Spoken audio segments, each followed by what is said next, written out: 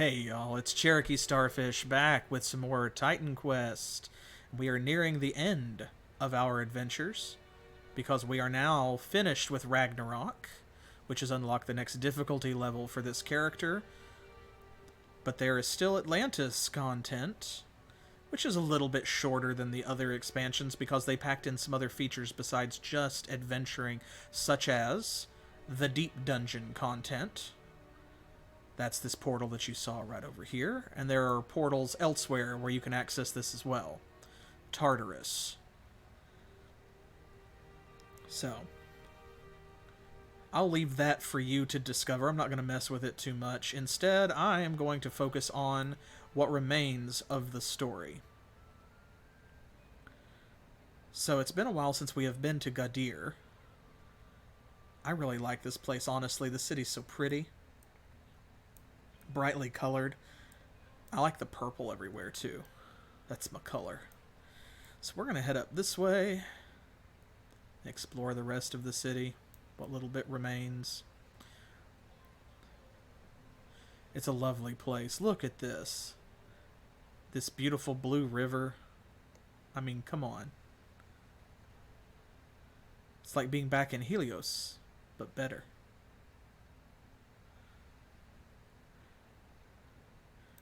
There's an NPC here, but he won't talk to us yet. We have to activate him through other quests.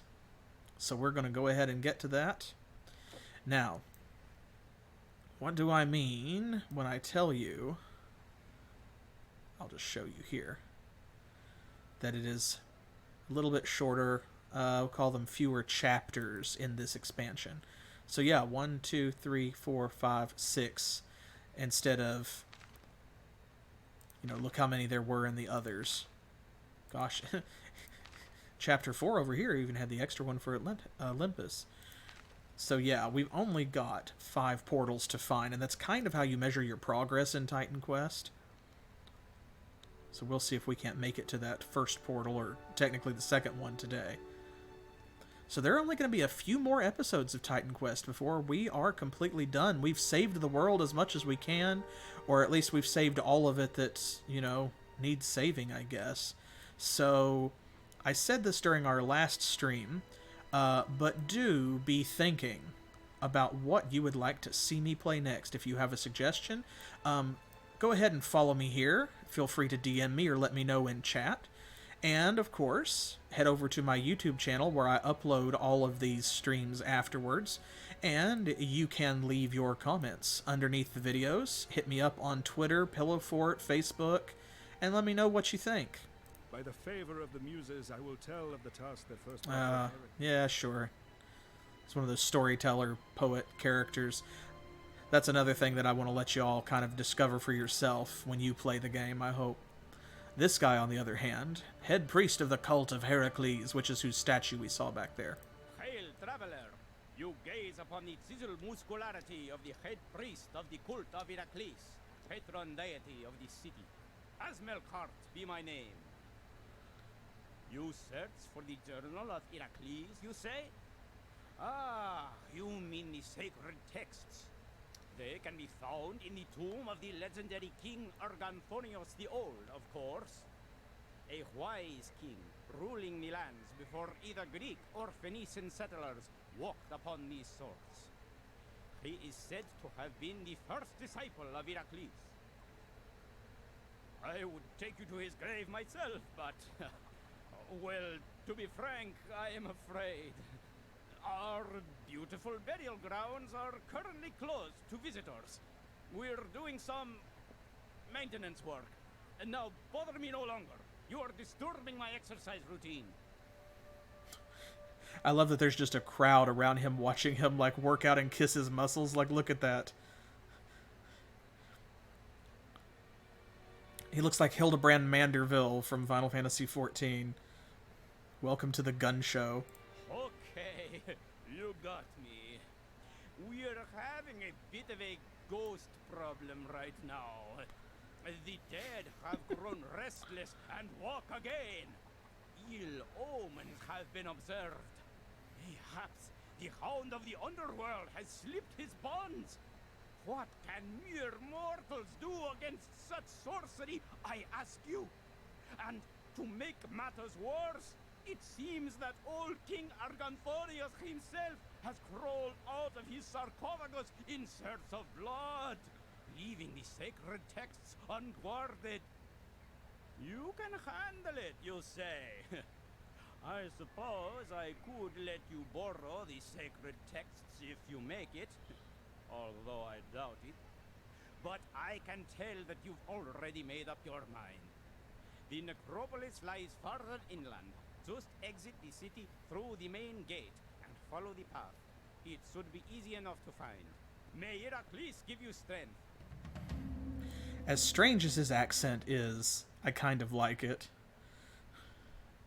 He pronounces some words a little odd for, you know, from a native speaking or a native English speaker's perspective, but it's charming. He's kind of a fun character. Hello there.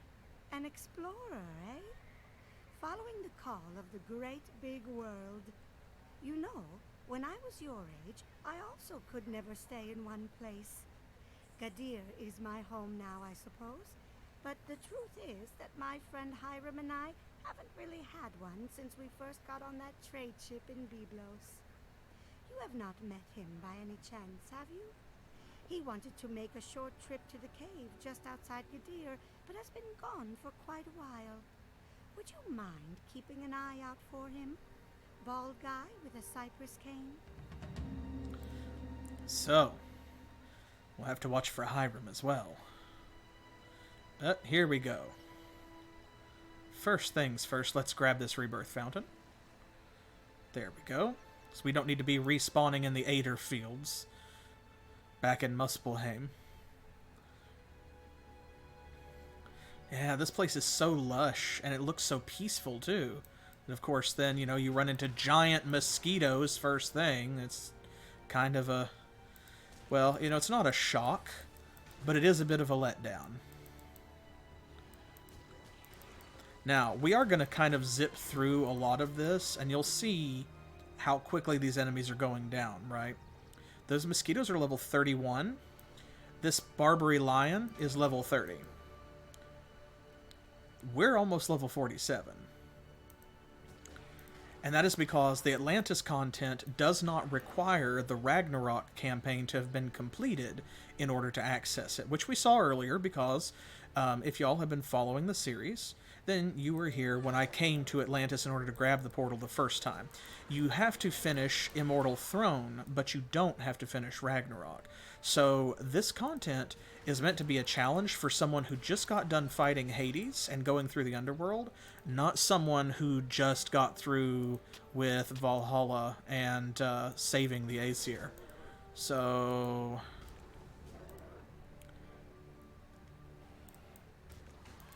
But that's alright. Makes me feel powerful. So strong. And it's a nice break, to be honest, after you know, how rough things kind of get towards the end of Ragnarok. Some of those monsters, some of those bosses, they can be tough. Okay, here's our cave, though. And this may actually be as well, like... Oh, yeah, the Mudmen have like a teleport. There we go. This may be where I will consider possibly taking some points back out of Trance of Empathy and putting them into Trance of Convalescence again. And the reason is not necessarily because Trance of Empathy isn't going to be doing its job or anything like that. Or that Trance of Convalescence is even better. But, like, you can see me taking damage. It's taking a long time to heal, and yet I am tearing through these monsters. But it's a question of, like, the health drain. Their health is so much less that it's not regenerating me properly. So just for convenience's sake, and not because we need it to survive, I may actually switch them. We'll see. I don't know what happened. I was exploring this cave like any other. Then, all of a sudden, I was surrounded by those devils. And while I would not want to deny anyone their lunch, I was rather eager not to be part of it. Thank you for showing up.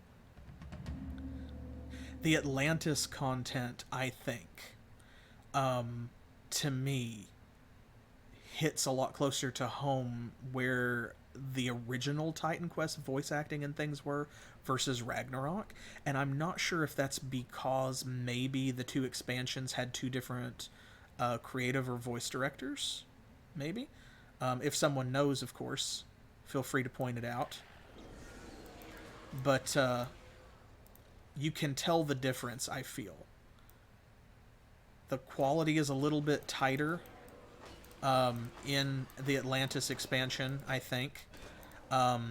Maybe it's because, you know, like with Ragnarok, they were working on a budget. You know, this other company had picked up the IP, and they were bringing back a dead game, and the first thing they had to do before Ragnarok came out was that they had to port it over. They had to bring it back and kind of resell it to audiences that had forgotten about it, or which maybe had never heard of it in the first place because, you know, the game was 10 years old or more by that point. But, like, I guess I can see that. Perhaps that's what it was. Get out of here, beastmen.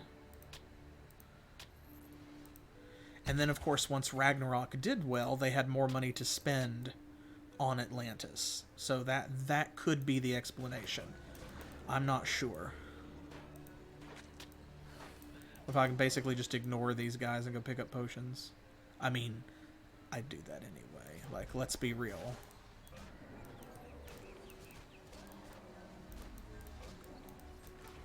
Whew. Man, they don't know what hit them with all these stacks of onslaught and stuff because they are just not at our level.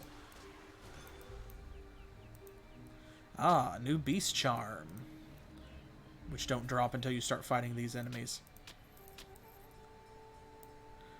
Unfortunately, we're not going to find a whole lot of great gear because it is so far below our level. So, like, for example, see, level 12, level 18, you know. But, let's see, where did they go? Golem hearts. Hater. Well, we just picked them up. Where are they? Cold essence. Oh, there it is. It was over here, away from all of the others. So, membrane wings. It chants amulets, staves, or head armor. So it's very much geared for spellcasters. Plus 4% life leech and energy leech. Appropriate that they drop from mosquitoes. So yeah, those are great for like a necromancer type character.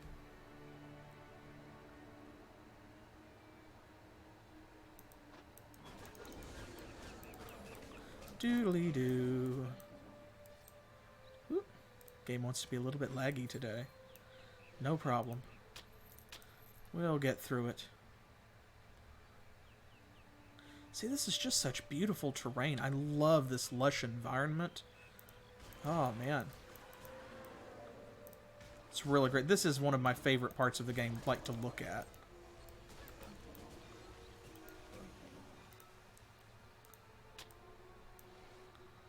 And see, looking down, check that out.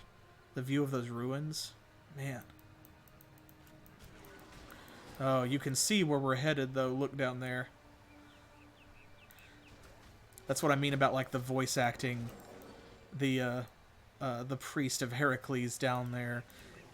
There's a little bit of humor in his voice lines, you know. We're doing some, maintenance. I'd take you myself, but they're close to visitors. Okay, you got me. They're haunted. Much more in tune with the original game. In a good way, I think. So Ragnarok's voice acting was very hit and miss. And you can also see, too, that the timing on, like, the way that the words scroll in the text boxes when an NPC is speaking is also improved, in my opinion, compared to Ragnarok. Goodbye, ghosts. This is a ghost generator. See an unholy beacon? They're kind of like those dark beacons that we've seen in the past, except that the ghosts that they generate don't die when you destroy the beacon. You still have to kill them separately. Which is a big important change, because then if you let a bunch of them stack up on the field, now you still have an army to fight, while you have been focusing on the beacon. But look at this. Even the ruins are so beautiful. This makes me think of Moonlighter, almost, like the designs and things. Ooh, experience shrine. It's my favorite. And that's great too, because as lower level enemies, these are not going to be giving us nearly the experience points that you would otherwise prefer. Oh, his second more powerful form. Second more powerful form can't stand against us. We'll run up this way and try to make the most of the experience shrine. We're going to be able to kill a lot more enemies in a shorter amount of time, because we're just tearing through them mostly like tissue paper. But it still doesn't last for very long, and the benefit is going to be somewhat minimal, just because, like I said, you know, we're not going to be getting a lot of experience since they're 15 levels below us. Oh, there it went. Okay. No problem. This is approximately where I want to be anyway. So, there are a number of different tombs here, like there are in most of the areas like this that we've been to in the past. Remember Egypt? Look at this, though. Corrupted priest of Heracles. There's some spooky stuff in here. So he just fell out of the ceiling. Yeah, look at them. Walking around like that on all fours. Weird zombies. It's a cool monster design, and it's something that they haven't done yet, and I appreciate that. Okay, we'll head over this way.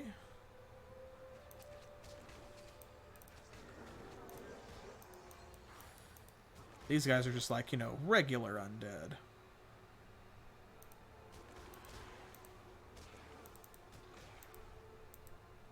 Those mosquitoes just go up, like, in smoke, basically, after one hit. That's so satisfying. Because who doesn't hate a mosquito? The entomologists among us, I guess. Or maybe entomologists hate mosquitoes more than anyone.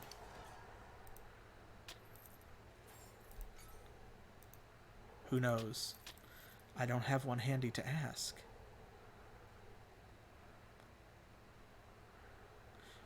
I know I keep harping on it, but I just love this terrain. Even the insides of the tombs are really cool looking. The detail on the sarcophagi and stuff, and the bones on the inside. I feel like they just really went all out on the design here, and it shows. I could just ragdolled into that hole like, yep, he's gone. Unfortunately, they do still use that same sound effect for the stone piles here as they did in Ragnarok. Every time that is so jarring to me, I don't know why. This feels like quietly violent. Get out of here. Oh, ooh. I heard that. Oh, that's one we already have. Darn it. Drat it. Dang it. If you watch these corrupted priests closely, you will see as they are attacking you, they have this really creepy animation. And you'll see where it's like their head will stay aimed at you and doesn't move, and then they'll rotate the entire rest of their body, like they'll throw an arm and a leg over and like flip themselves. But their head doesn't turn with the rest of them. It stays in place. It's just, I love it because it is super creepy. Oh, why did I go all the way over there?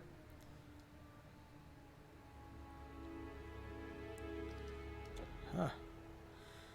I see that night has fallen while we were inside the tombs. Sneak attack it while it's prone.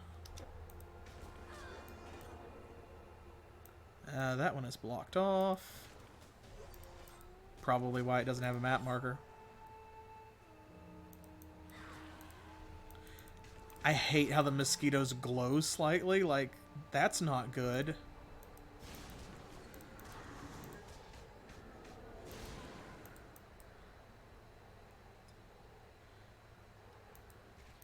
Oh, there's so many tombs. This place is, like, very twisty-turny.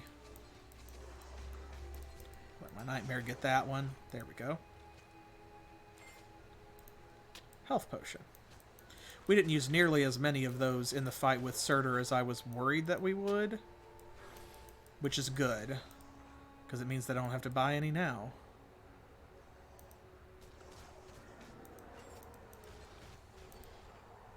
We've still got 65 after the ones that we've already just picked up on the way here.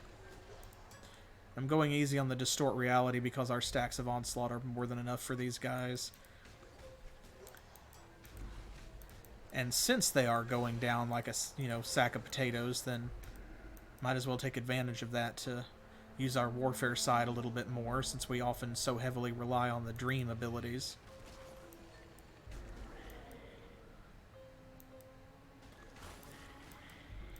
You can see our experience bar is filling as we go along doing this, but you can also see that like it's increasing fairly slowly.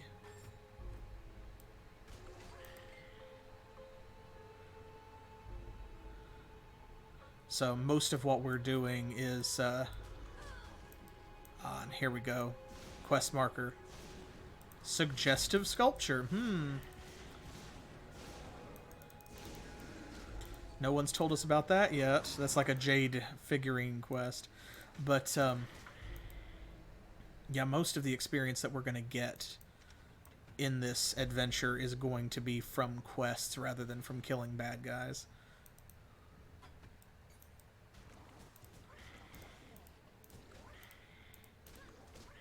Boom.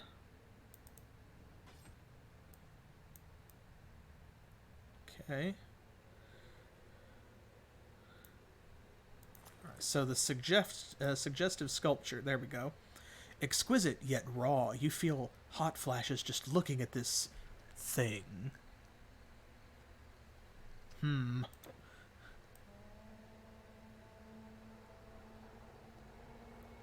the best part is, like, if you look really closely at it, it's not really, like, I don't think it's that suggestive. So I think part of it is kind of a joke about how, I don't know, I guess where it's ancient art and, they didn't have access to the things that we have access to now. So it's more impressive to them. Like, oh, this gets me really hot and bothered. It's a stick figure, but my goodness, what a suggestive stick figure. Which honestly is, like, a wild notion because, of course, the ancient Greeks had some, like, very suggestive art.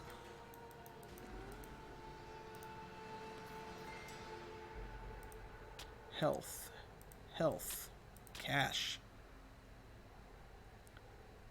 And immediately another tomb. Get this little bit right here. Between the music, where it's that kind of forlorn horn music, and the wind blowing through the empty ruins, and just, the feel of it going from place to place, it's very much like, I think when we were doing Egypt, I did compare, I compared that level to the end of Diablo 2 Act 2, once, you get to the desert and you have to go to all of the different fake tombs of the Herodrim in order to find the real one that, that Baal has been imprisoned in. And you have to fight Duriel and so on. And this gives me a very similar feeling. Just a bunch of empty tombs, and that kind of like, vaguely tense music.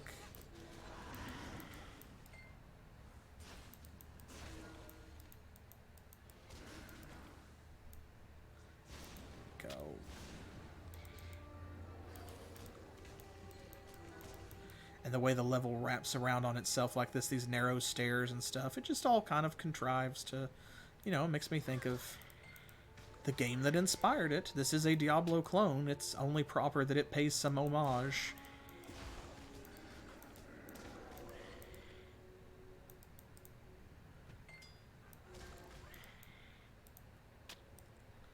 Oh, we saw some of the surface world there for a second.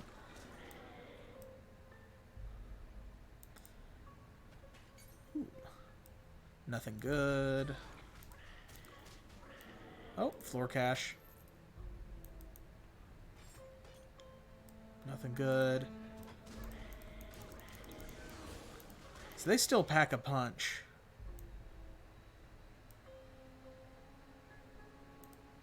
If they surround you like that, they do hit harder than it looks like they do. But it doesn't change the fact that we are, you know, 15 levels higher than them. Give or take. Soon to be more, because it is adding up. Look down there. Our bar is almost full. Very soon.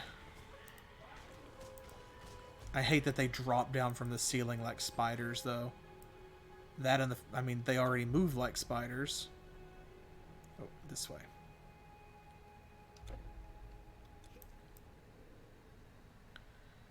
Go. That's why you can partially see the surface, is because there's a gate that leads there. Oh. Quit that game. We have a show to put on.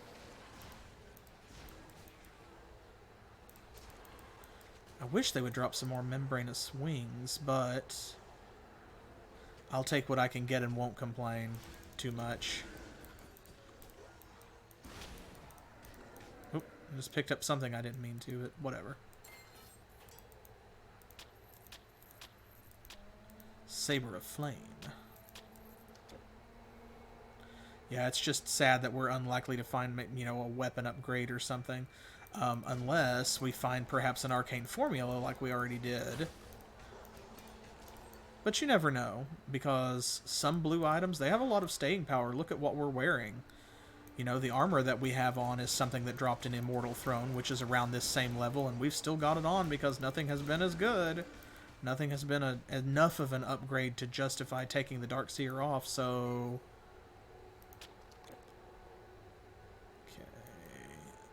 that area, and then we're about done.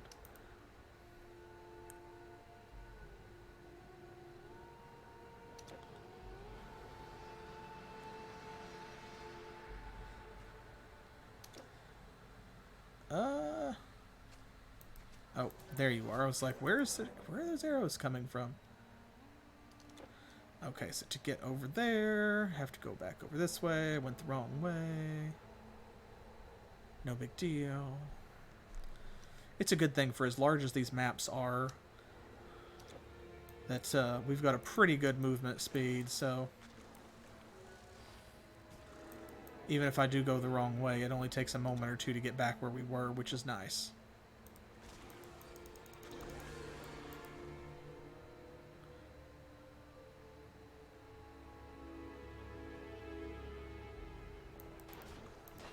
And the music is always so consistently good here. It's, like, very atmospheric.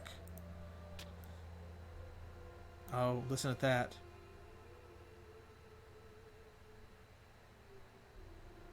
You can hear that very faint, kind of ghostly singing in the background that's a reprise of the main theme.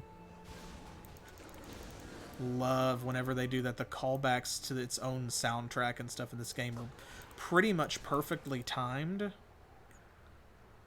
for my tastes, and I dig that. Yes, more membrane wings. Good. I hate mosquitoes, but I love their treasure. Okay, here we go. As you might guess, this is the big tomb. The big important one. Mace to the face. Oop.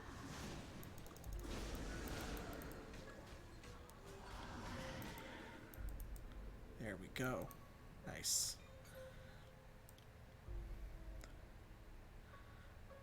But yeah, the music is just very good. The composition is excellent, and I feel like I'm always getting pumped for an upcoming boss fight or to blast through a dungeon, or I'm getting tense, you know, in a haunted area like this, like the Necropolis or something, at just the right times.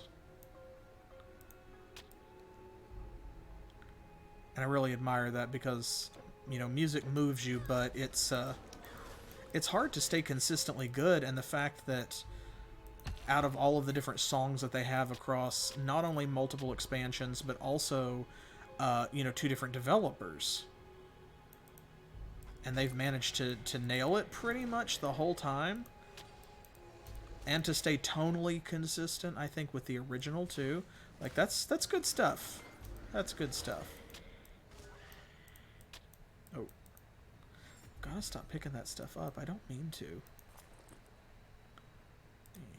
Here, I don't need that. That's the other thing I picked up that I didn't need.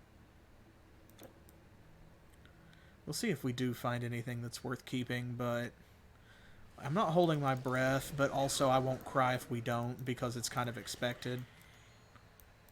Ooh. That is... Okay, that's wild. We have found 2 arcane formulae in a very short time, and both of them have been the same one. It was the Druidic Wreath both times. And that double sucks, because, like, it's a greater artifact, and if we had the Nature Mastery, it would be wonderful, but even though I'm pretty sure we have a Viney Growth somewhere, we definitely don't have the Crystal Tear, and I think we maybe have the formula for Leaf Song, but we certainly haven't made it, because there hasn't been a reason, because it's a Nature Mastery artifact.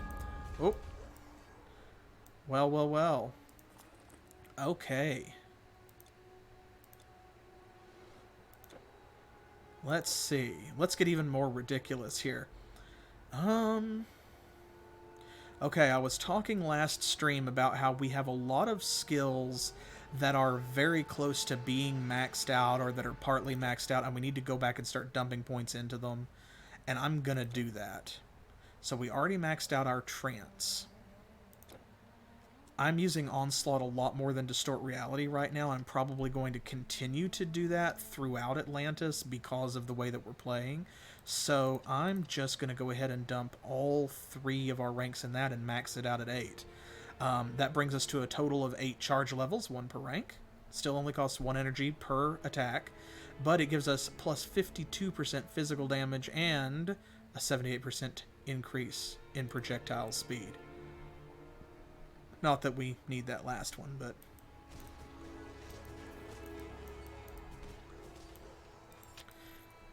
It's like if you were going to use some... if you wanted to use throwing weapons, Warfare and Rogue is not a bad combination.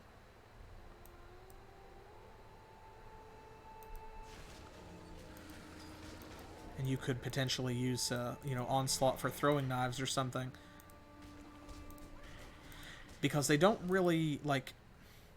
You do have attack speed in this game, and we know that because we have items on that increase it. But projectile speed is just as important for a ranged combatant, because it determines how quickly, you know, like it says on the tin, that your shot gets to the target. And that doesn't necessarily have an effect on how fast your character is going to pull the trigger on the next shot. But, like, because bows and things are so much slower than swords and axes, it helps to be able to put more shots in the air. So you want to not only be firing faster, but you want the shot to get there. Because, of course... you know, if they move out of the way, they can dodge the shot. We don't want that.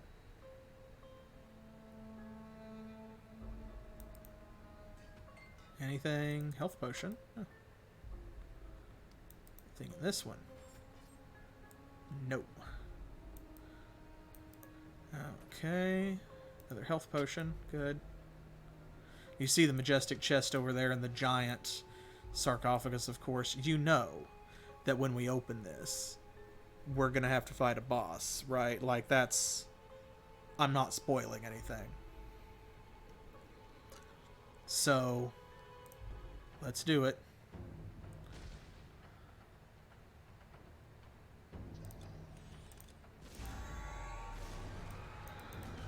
Now, he actually does hit kind of hard. And he summons ads. The skill disruption is the worst, though. Come back here.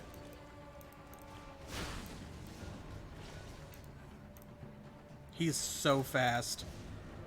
Oh, I hate it. Come on. There we go. The Journal of Heracles. Dear Diary. Today I killed something that wasn't a god, just for variety. There we go.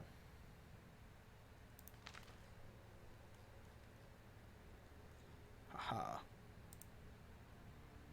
This is Act 1, Atlantis. There we go. Also, we still have one quest right here. We have the item for it in our inventory. But we haven't decided what we want to use it on yet. We can take any blue item and have it improved by Durin and Valen. So we still need to be thinking about that, what we're going to give them. But for now...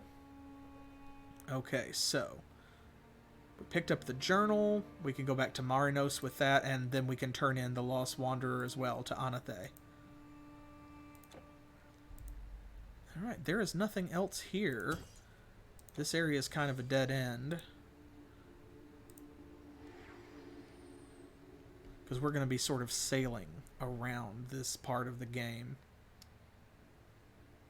Rather than walking everywhere.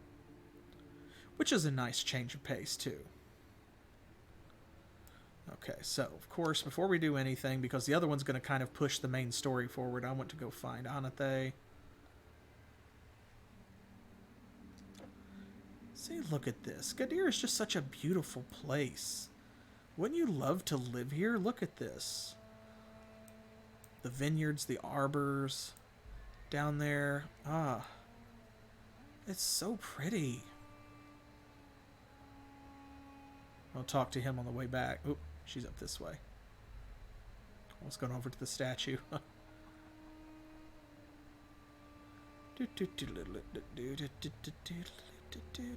Here we go. There's her friend. Anathe is the best, but she worries too much. Probably because I'm starting to get ahead of her. I love the two of them, these old friends. It's great. Hiram is safe. Thanks to you, King of the Dark Caves and Open Roads. And here I thought I'd have to go look for him myself. Like, they're old, but they're adventurers too.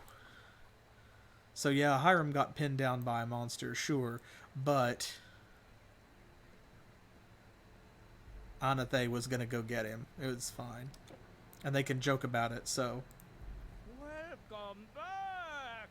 I am impressed and grateful. You've cleared the graveyard of the undead, a labor befitting Heracles himself. Perhaps the sacred texts belonged with you all along. Yeah, that's one way to look at it. He's a pretty chill guy. He's a bit of a meathead, but I like him. Okay, now let's see. We can probably sell some of this junk. Fine weapons. Suit of armor worthy of Belisama. I have more. There we go. Excellent. Now, we haven't gambled yet. Welcome, traveler. I am what you would call a transmuter. If you seek the thrill of the betting game, I can provide it. For a coin or two, of course. So, the way that this works is you've seen the orbs that we get, right? When we defeat a boss, like the mystical orb or mystic essence. He basically gives you one of those for a price. But you have to be in the appropriate difficulty level. Because we are still in normal, he will only sell us normal orbs for 1 million a pop. We have access to epic difficulty, but we have not re-entered the game on epic, even though we defeated the Ragnarok, expansion. So this is still locked, which is why it's grayed out, and the same thing for the legendary. So if you guys want, we can see what we get out of a normal orb. I mean, we have 11 million gold, right? We've got plenty, so even if we blow it and there's not really anything good there, then no harm done. So what do you say? Do you wanna try it? Just to see what he gives us? Because there could be an improvement in there. You never know. Because it's very random. I actually, because I don't use it that much, I don't know for sure what all of the parameters are, like what the limitations and stuff are on what can be in the orb. So, alright, let's try one. Do you want to buy a normal orb? Yes, give me the orb. Orb. Good luck. Good luck. Orb. Can we get orbs in chat? Orb. Here we go. See, it pops just like the other, and it gives you all of this. So there we go. It's kind of like opening a mystic chest, or I mean a majestic chest. Or, like I said, a mystic essence. Atlas's endurance. There we go. Okay, so not worth 1 million gold. Usually it's not going to be, but that's why it's a gamble, Because the whole point is that it could be, because there could be a normal difficulty epic item in there, a blue item. Check back next week. Which land are these items from? And here we go. Atlas's endurance. We haven't seen that one yet. Equips rings and amulets, or enhances rings and amulets. Gives you elemental, poison, and vitality damage resistance. Thank you. You're welcome. So I wanted to show you what that does if you were interested, but we're not going to sit there and spend all of our money on it just because the returns are pretty minimal. You saw what we got, and if we got a blue item, it could be one we already have, or it could be one of any of dozens of normal difficulty epic items that aren't as good as what we're already wearing. It could be something that we can't even use, like a shield because we're dual wielding, or a staff, or a bow. And we have enough of those. In fact, we have so many that I had to make multiple mule characters to carry them all, so... You return! My friend, you are wonderful. Now, let's just have a look here. Yes, now I understand it all. The path ahead will be fraught with danger. Good thing I have you. We need to find 2 artifacts to open the path to Atlantis. One will help us find our way. The other will still the lethal whirlpools that are churning around the island ever since Poseidon struck down the city in anger. The first item is hidden on a small island not too far from here, known as Gaulos. It was once a colony of the Atlanteans. It seems this island had a specific purpose, serving as a religious complex where rites and sacrifices were made. As it happens, I already know a captain who frequents those waters. Just tell him you're with me, and he'll take you along. His ship is moored on the southern coast, just beyond the harbor. Now, why this loser won't just take us since he has like a magic ship and all this stuff, I don't know. But we're going to have to go and talk to that other guy. You remember I mentioned there's an NPC over there by that boat, and he wouldn't talk to us until we had pushed the main story a little bit.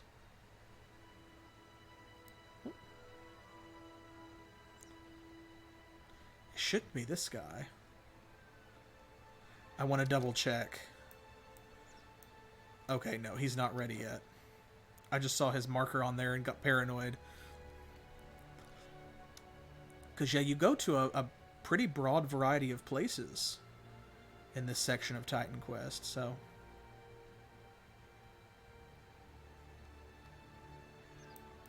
yep, here we go. Down this path and around this way. And he should be ready to talk to us now. There we go.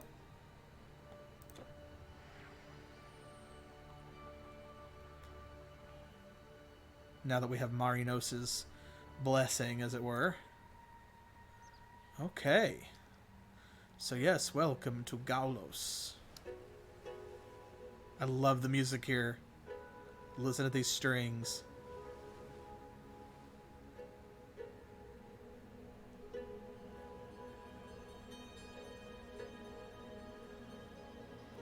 Puts me in mind of some of the music from Might and Magic 6 and 7 that I really love. Like that really mournful Spanish guitar from Freehaven. If you want to hear me gush more about that, that whole series, of course, is over on my YouTube channel. Or if you're watching this on YouTube, then you're already on my channel, so you can find the whole playthrough there. The Mudmen. Every time they swell up like that, I think that they're going to deal damage when they explode, and every single time I am surprised when they don't. And it never ends. Literally every single time forever. Hey, you're real, aren't you? I am sorry. Last night I made camp in a nearby cave and I may have smoked a bit too much. I started seeing these strange phantoms. Then again, they might have been real. Really hard to tell. I'm too scared. If they are real, they probably have my pipe now. Perhaps you could go have a look? Bring it back to me and I will reward you. The cave is a bit further inland when you start seeing trees. He gives good directions anyway. Yes. We will retrieve your smoking apparatus. Come here. Had the confusion ray on and kept leaving. Oh man, look at Onslaught. Look at all of those beautiful, beautiful yellow circles. I'm not normally a big fan of that color, but it looks good on the Harbinger.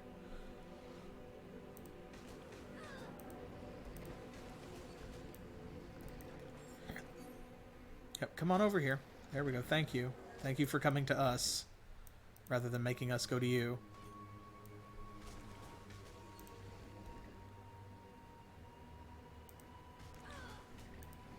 It's just... I don't know. It's like the sound effect that the stone piles make. It's just... it gets me every time. Oh my goodness gracious. You guys count as demons. That's very unfortunate for you.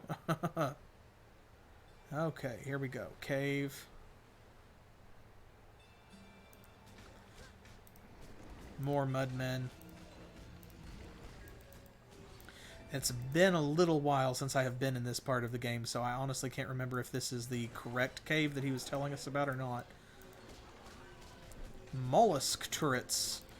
That's just a horrible set of words. I don't like those words in that order. Mollusk turret. And cockatrices now. They're going to be our dinosaur, like, replacements for this section of the game.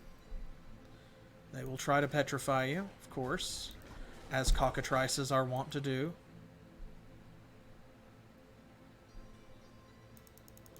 Ah, here's his camp.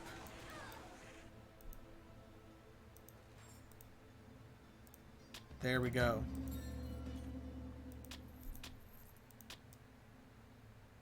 We'll just run this back to our friend Gibron.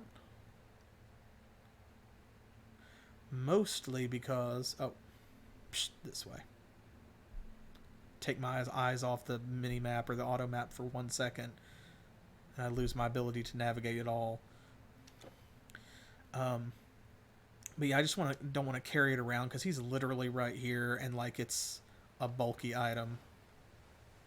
So it's like carrying the silver pieces of that cauldron in Ragnarok. Ah, you got my pipe back. Thank you so much. As for the creatures, I don't want to know if they were real or not. But I better get off this creepy island. Fair enough. 30,000 experience, which is not really much for us, but it's the most we're going to get in one chunk. Compared to just, you know, from killing monsters and stuff.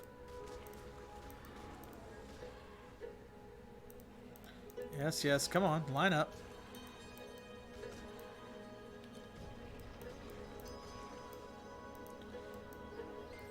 Even this island is beautiful, though. The music sounds very, you know, kind of mystical, I guess? If that's the right word. It just creates a certain atmosphere. Which is good, because Atlantis is all about that. You know, it should feel slightly mysterious. Hey, excellent. I think that's number 5 for the membrane wings. So that's a completed beast charm, if I'm not mistaken.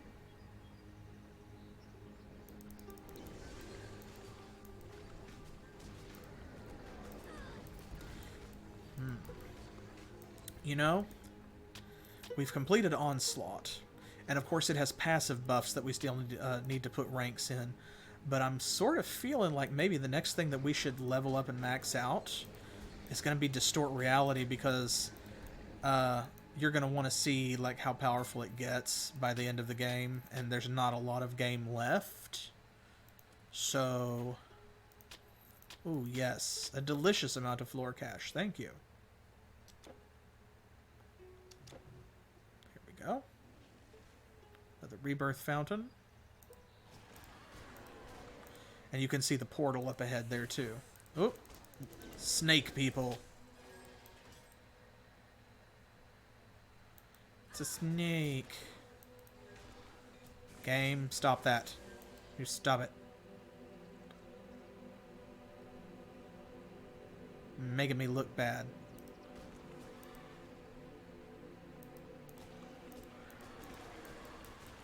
I'm gonna clear this area out, of course.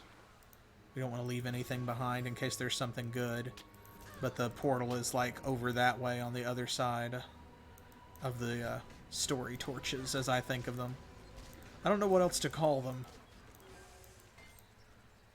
They're literally giant flaming indicators that like go this way to advance the plot.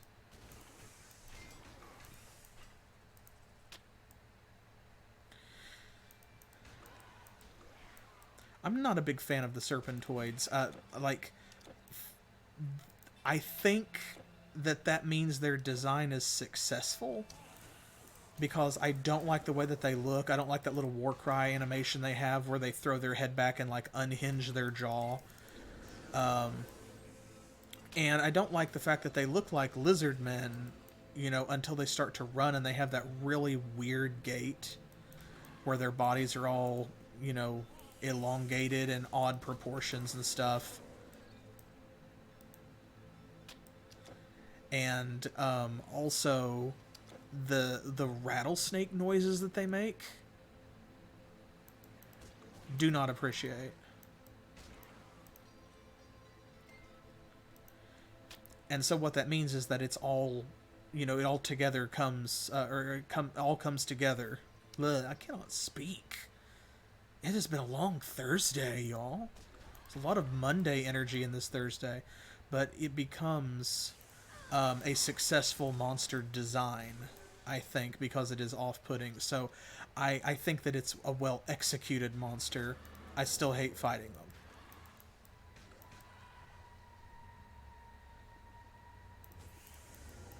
Come on. There we go.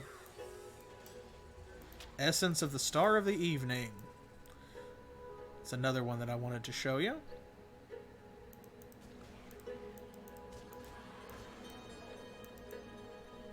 Here, before something else aggroes on us, I'll pull it up here.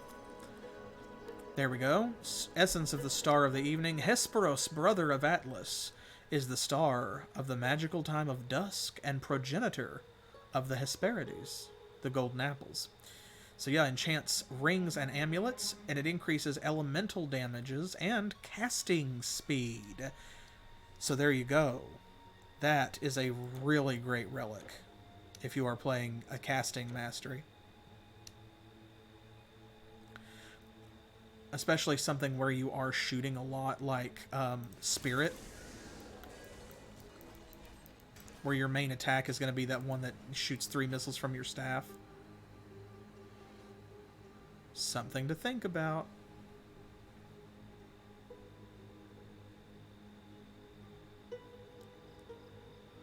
Come here, snakes. Go.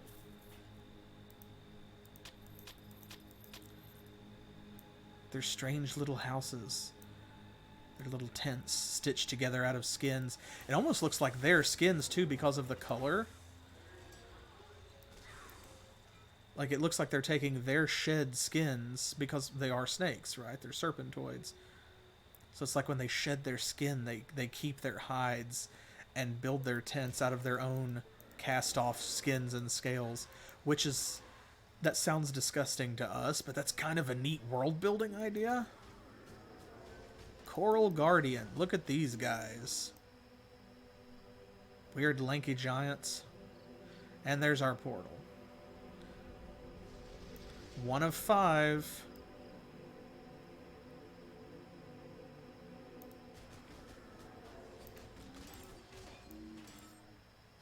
Like weird reef giants. Let me zoom in a little bit so you can kind of see them. See? Look. I can't tell if they quite have... I'm not sure if they're meant to have tentacles. Or if it's actually like, those are gills, you know, or almost like a vent type situation. And then you see the bioluminescence and stuff. So they kind of have a neat design too. Fairly chthonic, which is... That's something that I want out of my Atlantis lore.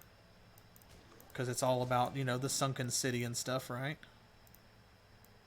Ooh, an experience shrine. You know what that means.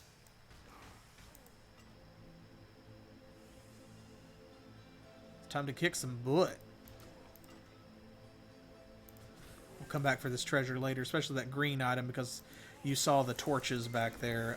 We're going to have to come back that way in order to actually progress on the island, so... We definitely will be back over there.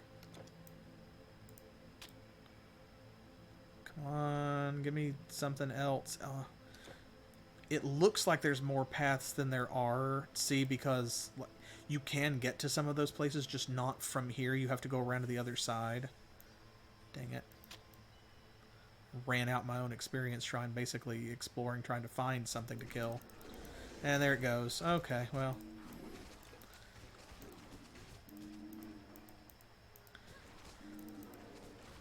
And I like that they put them in here as giants, the reef or the coral guardians, because that gives you something to use some of your power-ups on from Ragnarok. Because of course giant type enemies are fairly uncommon up to that point, but once you get into Ragnarok, giants start coming, you know, closer and closer together. You start seeing them more often and in different varieties, and when that happens, it's like, okay, I have these things, these weapons or charms or relics that specifically give me bonuses against giant-type enemies and nothing else. What am I going to do with them, you know, after Ragnarok is over? Well, this is it. This is your answer. They did sprinkle some giants in there to make them still continue to be useful.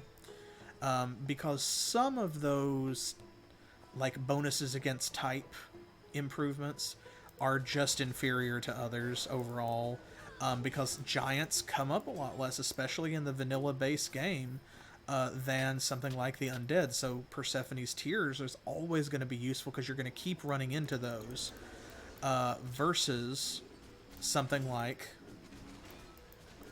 bonus versus giants. There just aren't as many. So this helps, which is good. It means that they recognize that issue, they thought about it, and then they give you a whole dungeon full of giants, so that putting that relic in your armor, in your weapons, or whatever paid off, and you don't have to pull it out and destroy the relic in order to put something more useful in there. You can continue to wear it and have it be effective. Check this out. These tidal pools with the coral and stuff down there and the seaweed. Love it. Ah, translucent jelly. You hate to see it. I like this detail too, the water dripping. It's the little things.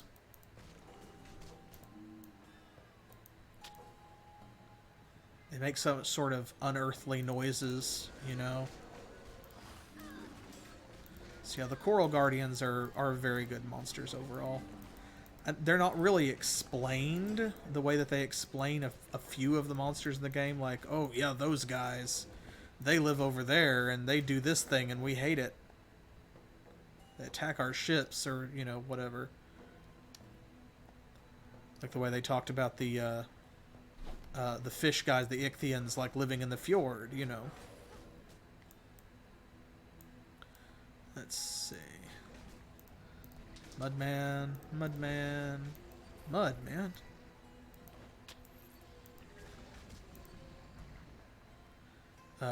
If they hit you with their ranged attack, it does slow you down. Kind of like the Salt Spitter Turtles from earlier in the game. Gross. It really is, isn't it? Like, I like the lighting. It's just the right amount of dim versus bright. And it causes all of these, like, bioluminescent tidal pools and corals and things to stand out. And you can even see, like, check that out. If you look, there are sharks and dolphins and stuff swimming in some of the pools.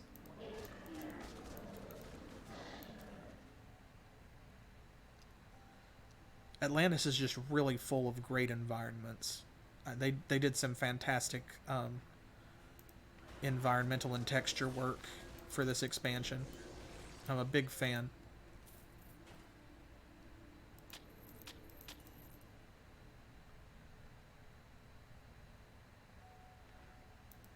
I'm not a big fan of these, though. Mollusk turrets. They're just so gross. Especially because, look at it. It's like some sort of twisted organic thing that's like covered in those barnacles, those magical glowing barnacles or whatever. So is it a turret that shoots mollusks? Or is it a turret that's made from mollusks? And if so, why are they attacking you? These answers and more are all horrible. Because it doesn't matter what you say. Like, is something shooting oysters at me? I don't know. I don't want to be around it if it is. Is this giant oyster shooting things at me? Once again, I am unhappy. I am very uncomfy with a yes. And it certainly looks like it's one creature. Because it has that kind of four-way split, you know? Like it's either seams where it's grown together or like a mouth where it might open up or something and just buh. But that sort of, you know, chthonic, almost Lovecraftian horror is a feature of Atlantis. They keep giving you that, even with the Mudmen in its way, you know. And I appreciate that. Like I said, that is part of what I want from an Atlantean adventure. Atlantis is supposed to be the sunken city, and if it's not sunken, you know, if you are playing with an Atlantis that is still above water, it is an island out in the middle of the sea, and it is, in fact, still magical. Ooh. A tortured soul. Hey. I think we picked some of those up already. Yeah, I'm pretty sure that we did. That increases your damage versus demons, but it starts dropping an Immortal Throne. I think we already have some. I don't know if that'll give us a completed one. But see what I mean? Like that seam on top that looks like it could open up. And I want to find out what happens when it does, like if there's something else in there. If it wants to eat me. I just want it to leave me alone.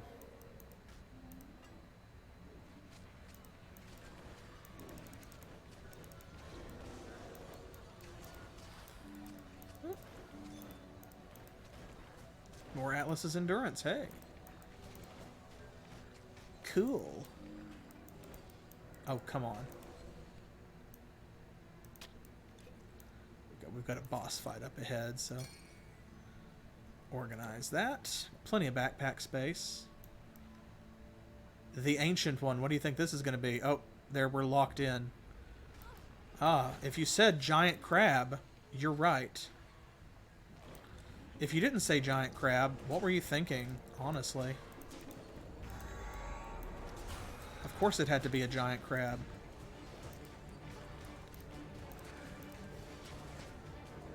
That's okay, he goes down fast if you have your buffs up. Woo! Ancient navigational device. The crab had eaten it. Makes me think of, oh, I can never remember the character's name, but Lin-Manuel Miranda's giant crab or lobster or whatever he is from Moana.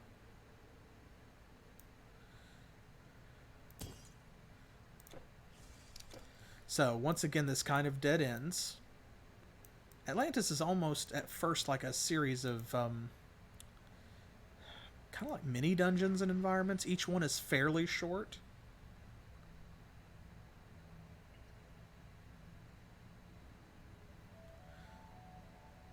But they're all, like, really well designed. They're all fun to visit. Here we go. Check it out.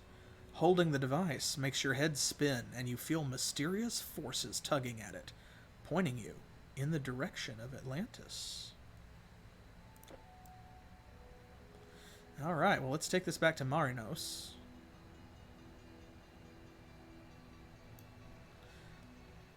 And you'll see here, too, like, this is all kind of divided up into one section. Like, there's about one quest per area. So... What a curious device! This thing is the key to our fortune? And it was guarded by snakes? I can't believe it, but who am I to challenge the Atlanteans? Now, we only need the other artifact. And this one might prove a tad harder to procure, I'm afraid. You see, you need to steal a golden apple from the Garden of the Hesperides. According to the scrolls, offering this fruit to the ocean will appease the violent sea spirits that nest around Atlantis. This should ensure our safe passage. I have already made some arrangements. On the northern pier of the harbor, a ship awaits. It will take you to the north coast of Ethiopia. From there, you must find your way on foot.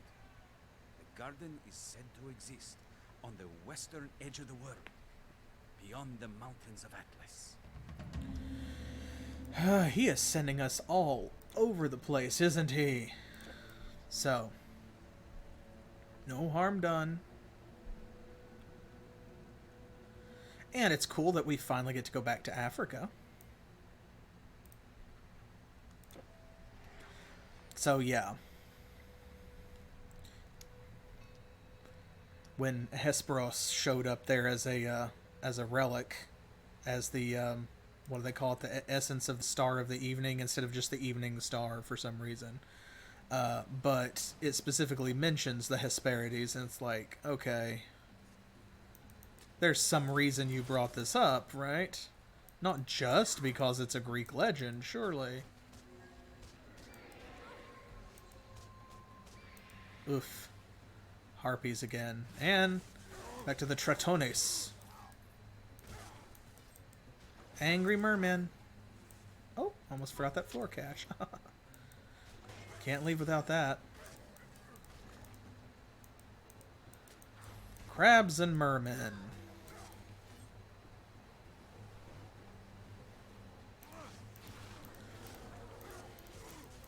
You'd think a beach full of naked mermen would be more fun, but... Oop. More cash. The harpies are awful because they've got that siren power where they inflict skill disruption. Thankfully, it doesn't last too long because we've built up some resistance to that. But it still affects us. And that is one of the most dangerous things because you never know when you're going to need one of your skills for anything. Whether that is Onslaught, whether that is, Distort Reality especially, because that's our, oops, like, hit them and run emergency button, as well as just, a damage dealer and a room clear, because it paralyzes enemies and lets us get away from them and get out from their formation. And if that is on cooldown, on a forced cooldown, you're gonna have a bad time. Oh, that was an awfully pretty chest to just break it like that. Also, they scream and make those noises, and I hate it. AoEs are harder for our nightmare to dodge, too. Harpies are just unlikable. They almost always lead with that attack, too. As you can see, it's the first thing that they hit you with. Which, I mean, that's intelligent. They should. Because it's the thing that's going to screw you up the most and make it hardest for you to kill them, but, you know, or to fight back. But still, as a player who's being affected by it, I hate it. It's good monster design. It's good AI design. Screw them.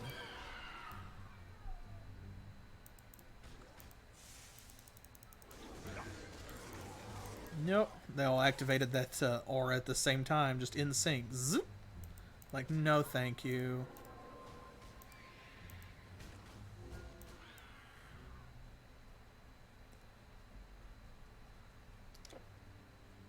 And you think Ethiopia was all beach. Got some area back this way that I still want to grab too. Oh. Let me grab this. A Triton star. I think that is a necklace? I love the look of this spear, the coral spear, but it's... Oh, there we go. Okay, it's a mace. I was trying to recall if it was going to be something useful to us, you know. I think we got everything back here, but I'm going to hit this up just to make sure. Yeah, okay. We just didn't come behind that big rock, but there's nothing there. Shame. No problem. Back this way.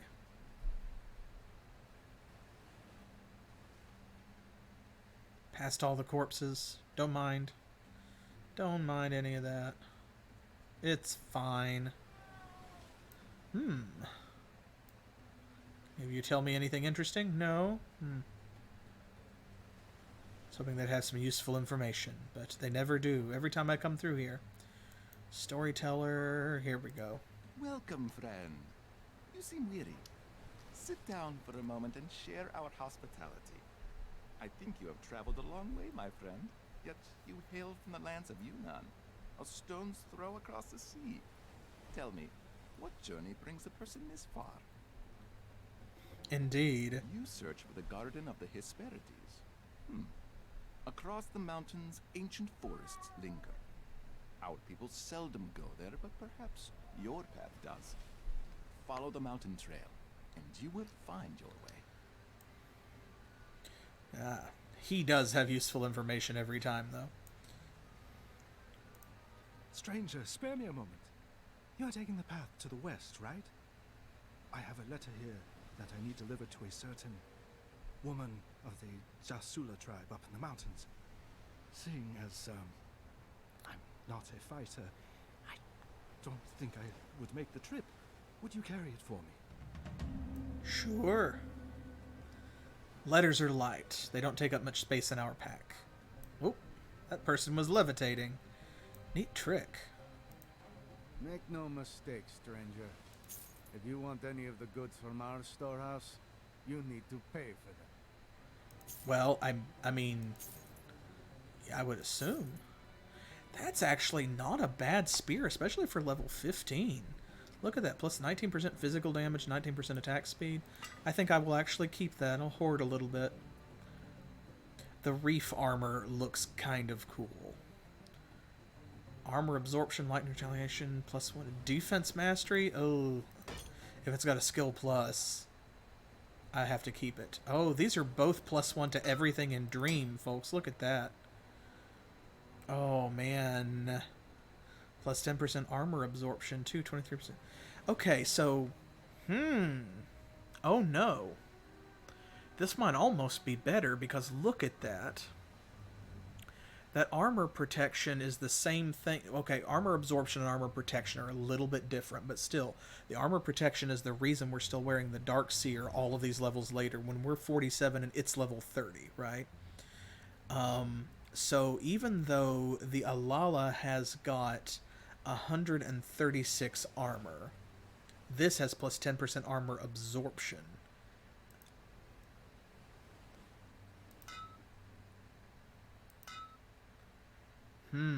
Something to think about. This is 9% armor absorption and +1 to everything in Dream Mastery. Oof.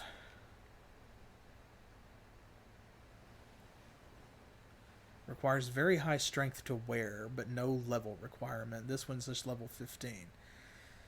Those aren't bad. I don't think that they're worth switching out, though. I don't think so. I'll hang on to it for now, but I don't think that we're going to use it on this character.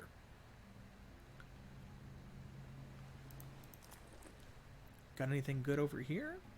Medallion of the Tinkerer. Has no powers. It's just a green item. Good. Good. Good yourself. Back on the trail. Giant snakes. Oh, and vultures.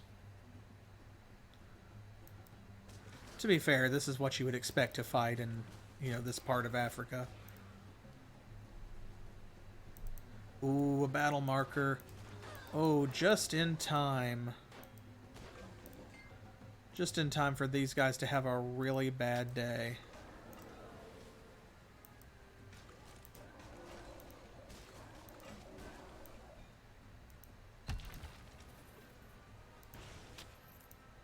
Another one of those trapped majestic chests with nothing in it. You hate to see it. For that, I shall punish all of you.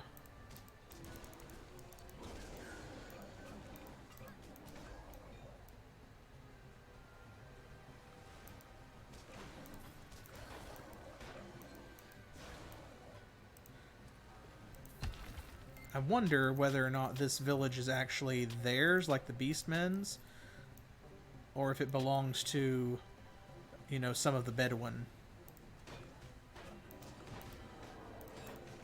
I believe that Bedouin are generally nomads, but I'm not going to pretend to, know everything about their culture, so I don't know whether they have settlements as well. Classically speaking. Okay. Watch out for those texture glitches. Oh, that one didn't. Haha. I can't believe that that one did not have a trap.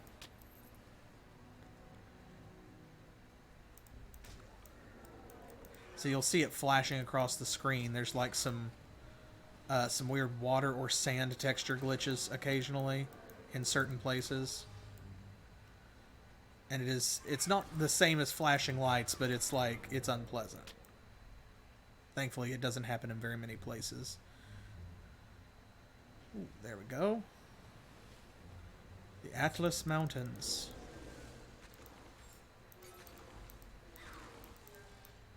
I hate those bugs. They are almost impossible to target. You just have to hit them with AoEs. Or at least I do. Doodly-doo. Time to climb the mountains again. It's been a while. The terrain is really varied here, though, and that's great. So, we had the really lush island, and we had the cool, the necropolis, the ruins. We had that neat sort of semi-underwater cave. So now we are getting some lovely desert highlands. Cash. And I like that. I like that they're all over the place with the terrain. Warrior, do you have a moment? I have a proposition for you. I am a trader, making my livelihood on selling exotic spices to the local tribes here. I have a hidden storeroom, but somehow it has been invaded by monsters. I barely managed to escape, but now they are trapped in there, snacking on my precious goods. Would you go and clear it out? for a share of the wares? In one of the caves up in the mountains, there is a secret door. It is opened by pushing a loose stone in the wall. That's the kind of stuff that I like. We haven't seen a good secret door in a while.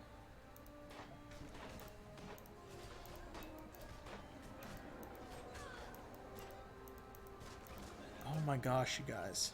There we go. Now over that way is kind of like main story. You saw the torches.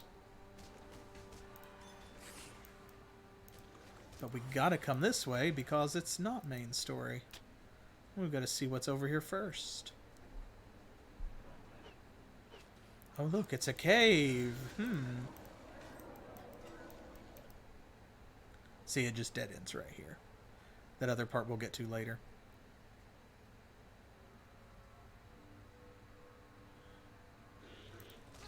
Ooh, formicids. We've not seen them in a while. I think it's been since... Has it? No. Okay, I was gonna say, I was thinking that it was, there's the suspicious stone. Let's see.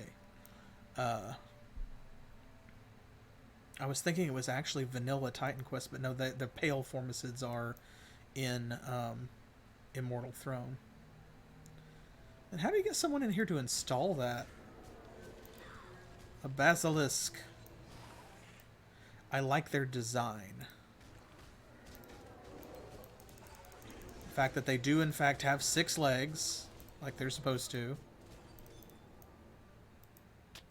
And they drop basilisk eyes.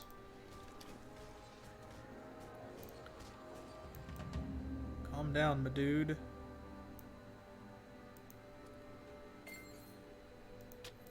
There we go. Easy enough. We'll go back and let him know. Basilisk eye. Should be, there we go. So, yes. Still retaining its stare enchants amulet, staves, or head armor. 1% chance of 3 to 5 seconds of petrify. So yeah, every time that you hit somebody, that kicks off and activates. And certainly it stacks. Go down this way first. Actually. Because you'll see, yeah, that quest item right there. See, and this just dead ends. Like I said, we would get here.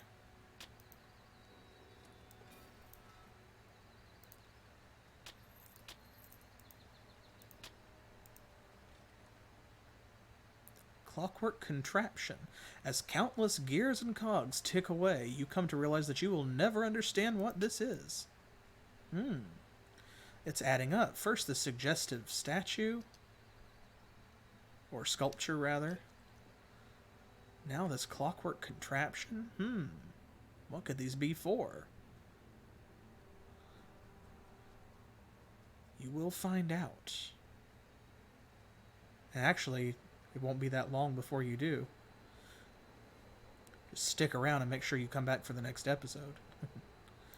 Alright, let's tell Baka I knew here. you could kill them. You are a real warrior. Did you see my spices? I hope there was some left so I can recoup some of my losses. But first things first. As promised, here is your guerdon. There we go. 65,000 gold and 30,000 experience again. Not bad, honestly. Like, and if that's our share after, like, he talked about taking losses, that's, I mean, hey. Thank you once again, my friend. You are one brave fighter. Good luck on your travels. Now, let's head over this way. I brought the map up because I thought it was a longer walk for some reason. I don't know why it was right there. Woo!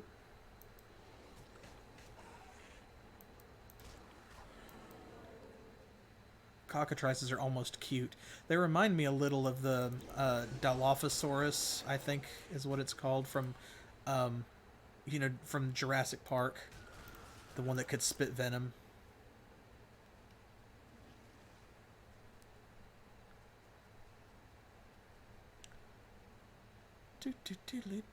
I like all of the natural bridges around here. They always have such a commanding view. They chose really good places to put them. And it's hilarious that cockatrices drop pristine plumage, by the way. It makes sense. It's just funny because they're, you know, up to this point, it's always been harpies and stuff that do that. So to have it be like these little dinosaur guys.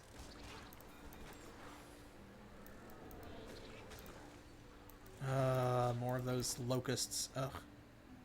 Hate them. Oh, I hate them.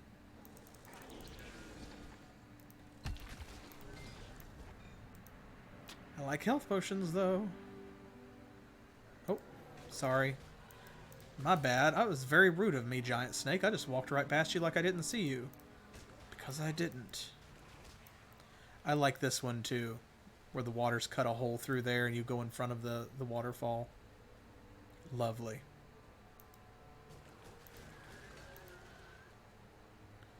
This maze of caves is so much fun.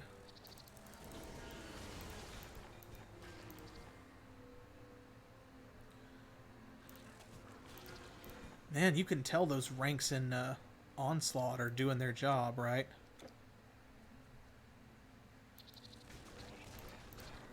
Bam. They do decay pretty quickly, but that's okay because, I mean, they are definitely helping us to tear through these trash pulls, and they don't need to stick around and linger for a long time. 8 stacks means that if we can build them up, like, it's easier to take a few stacks with us between pulls. But what they're really for, where it really shines, is in big battles, you know, like against the Ancient One, where you're going to be beating on the same powerful enemy for a while and maybe standing in one place. Oop. Another new charm, or relic in this case. So this time it's the essence of Poseidon's trident. Yes, the Cyclops who crafted Zeus's thunderbolt also gifted his brother with a magical trident. Enhances armor only. That's another one. I think there's only one other that does that. But it adds electrical burn damage, increased lightning and electrical burn damage, and skill disruption, and a pretty hefty chance too. I mean, look at that, 5%. That's not bad. And once you stack it,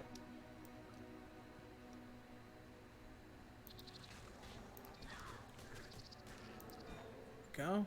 He's got stacks of Onslaught too, so we have to be careful. We are the powerful foe that he is standing and beating on.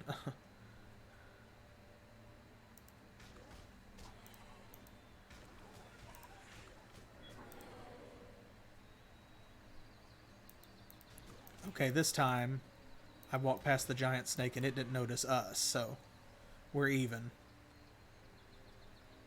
Come all the way down here for a quest. Look at this. Look at this.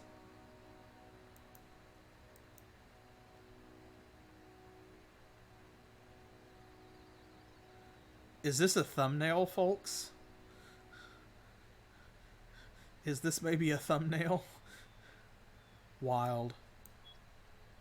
My best goat is gone. Have you seen it, traveler? Please, help me have a look around. My eyesight is not the best anymore. Your best goat. So we need to find a high quality goat. Let's see. If I were just a really good goat, where would I be? Apparently up in a tree. Also, you might think that that's like a reference to a Monty Python skit or something, but no, like, goats just legit climb up in trees like that and eat the leaves off.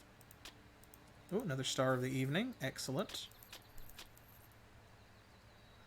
Not every tree, of course, but that kind of tree, sure, in this environment.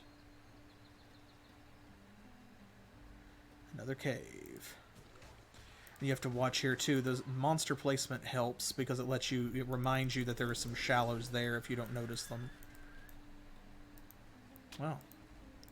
That took care of itself.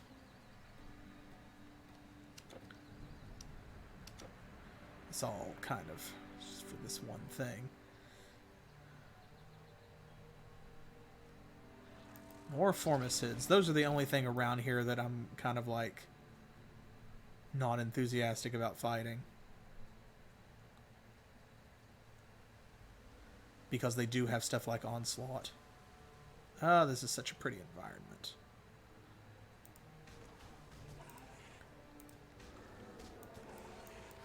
This really is lovely with the waterfalls and everything cutting down through the rocks.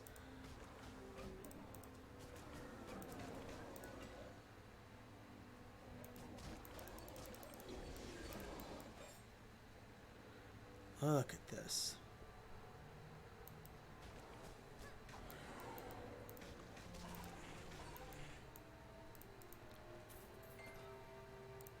Some people would think that this is barren or that this is ugly terrain, but I mean, this is just as pretty as anything else, right?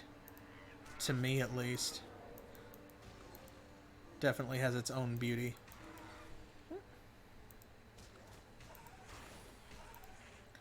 Eventually, we're going to wrap all the way back around here.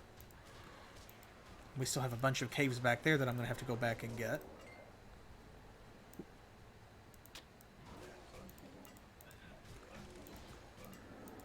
See, all of these waterfalls and things coming down. Love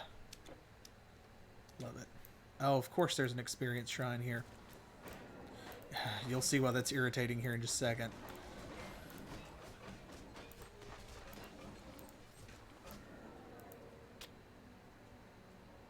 Right here. See? It makes a complete loop. So we've gone in a circle. If you don't go through the torches, you wind up coming back around this way anyway.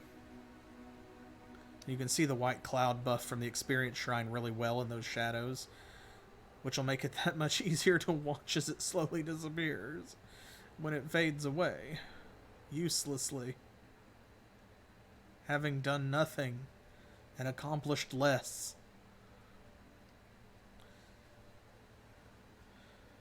There it goes. Yeah, see, look at this. The rock face, the waterfalls here. Ah, it's just so pretty. I can't get over it. It's very good.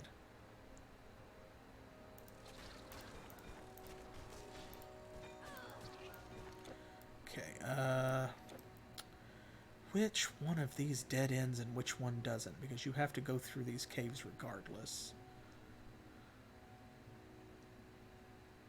I think this one is the one. Yes. Oh, maybe not. No. It ramps up too. Okay, so maybe they connect back around. I have forgotten. Hopefully they connect. That would save some backtracking, since I'm being such a completionist with the maps. Oh, wow, there was a lot in there. Pretty much all of it was stuff we wanted. Giant scorpions, we don't want that. We don't need that. Ain't nobody got time for that. Oh. Go. Okay, that is going to go back up here, which is where I got confused, so there we go. Now we just have one way to go.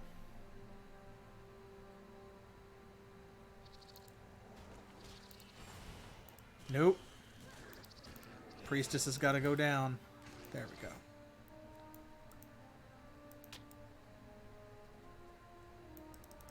Doodly-doo. Those giant scorpions used to be so intimidating, right? Back in Egypt, remember? Now it's just an unfair fight, honestly. Okay, this is where we're supposed to go, so now that I've gotten the rebirth fountain, we'll head back down here to this other cave. So we need to find that guy's goat, man. We can't leave without doing that, alright? We can't go on. We gotta help people.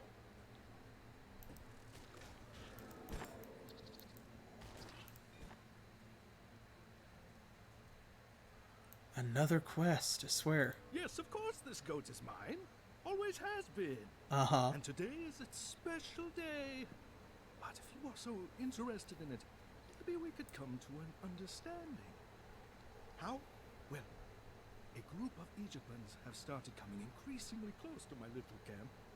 Take care of them, and we can make a deal. Oh, and bring me back one of their heads, as proof. Uh-huh. Now you understand why it's called Of Goats and Bards, because he's a musician. So there's the goat. He wants us to go do a little murder for him in exchange for the goat. Well, if there's one thing we can handle, perhaps tragically... Oh, Red Fist the Impaler.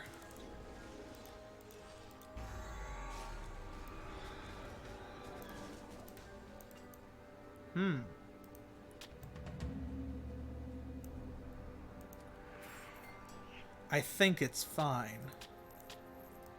I think we've got it handled. Thank y'all. We appreciate you.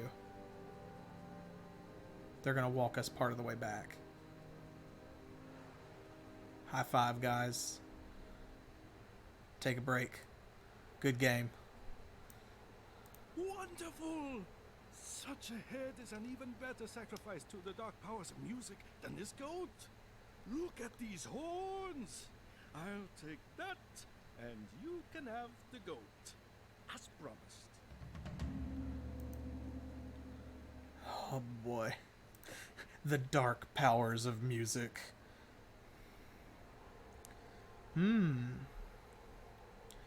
So there we go. Even though we haven't talked to him, it does say Baliahon was happy to have an Ajapan's head for whatever twisted ritual he had planned, and Abdamon was pleased to have his beloved goat back. Seems everything turned out well in the end. Now, that quest is complete, and we don't get any additional reward if we go back and talk to Abdamon, so I'm not going to do that because it's a long walk back. Instead, I'm just going to go ahead because the story torches are right up here. We're going to head this way.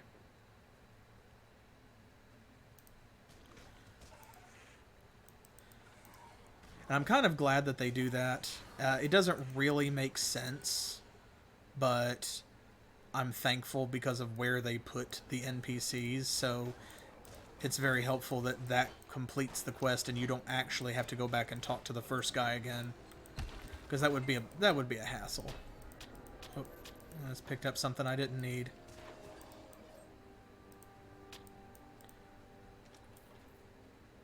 Haha, you can't fool me. I'm wise to your tricks. I hear the sound effect. I know that you're trapped.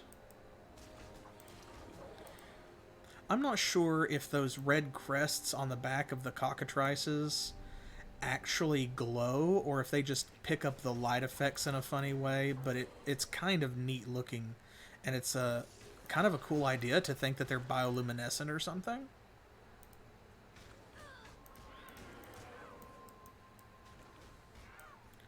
That's an interesting idea for that monster. And remember, a cool monster design is a memorable monster design. And a memorable monster design means that the monster left an impact. So therefore, it was successful.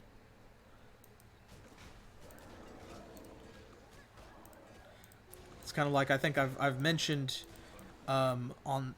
in the past, on the channel for sure, if not during Titan Quest specifically, if not during this stream, that, you know, it's the little parts of like world building and stuff that really matter. And like, let's say that you're playing tabletop like Dungeons and Dragons, right? You can make players care so much more about something like a dagger or some other piece of loot that they found, if you give it a little detail. Here's our portal, even though it's not marked on the map very well for some reason.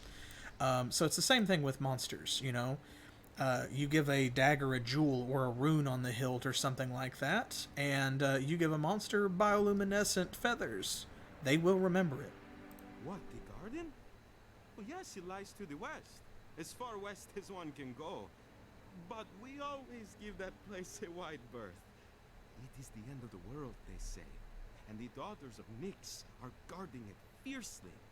You would be a fool to enter. A fool, you hear me? Though I can tell you more about it. I love that. You'd be a fool to enter. Please, ask me anything about the garden. The Hesperides were fathered by the Titan Atlas, though some say it was the Hesperos, the star of the evening. In any case, Atlas was the only one who ever managed to take their apples away for a while. And he did so for Lord Heracles, while he stood in for Atlas in his usual task of holding the world. I don't remember if he says anything else. The tree in the center of the garden Yes. was a wedding gift from Gaia to Zeus himself. And its apples are said to be the reason for the god's immortality. Oh, but I guess you know that. Because that is what all silly fools who go there are after. Wildly enough, that's not why we're here. There are more dangers in that place than the nymphs of the evening. Even though you will find that they are not the gentle maidens people imagine. A spawn of Echidna also guards it. A foul monster with several heads. Oof. Big oof, right? Where are you from? Carthage? Then go back there. Or better yet, all the way back to Canaan. We already see too many of your kind coming here. You know, that's fair. I'm not going to be upset about that. Some of our goods are for trade. Do you know carob pods? You can use those to sweeten your provisions.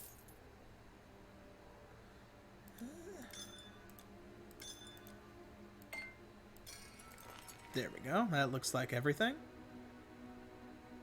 They're selling Greek outfits, so we won't change. Make sure to fill your bottles. She says nothing.